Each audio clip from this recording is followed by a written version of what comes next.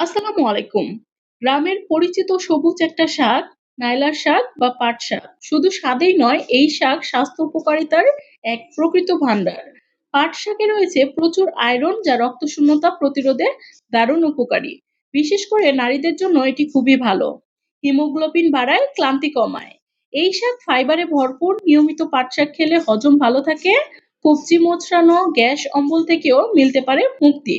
তাছাড়া এতে আছে বিটা ক্যারোটিন ও ভিটামিন সি, যা চোখ ও ত্বকের জন্য দারুণ কার্যকর। এমনকি রোগ প্রতিরোধ ক্ষমতা বাড়াতেও পাট শাক সহায়ক। আর সবচেয়ে ভালো দিক, পাকস্থলীর সুরক্ষা দেয়, হালকা কোষ্ঠে স্বাদে অন্ত্র পরিষ্কার করে এবং কোষ্ঠকাঠিন্য থেকে রেহাই দেয় খুব সহজে। একটু কাঁচামরিচ আর রসুন দিয়ে ভাজি করলে স্বাদ যেন দ্বিগুণ হয়ে যায়। সহজ, স্বাস্থ্যকর আর ঘরের কাছেই সবসময় পাওয়া যায় এমন একটা খাবার আসলেই যত্ন করে রাখাই উচিত। তাই না? পাট শাক মাটির ঘ্রাণ আর সুস্থতার বন্ধন। নিয়মিত খান, সুস্থ থাকুন।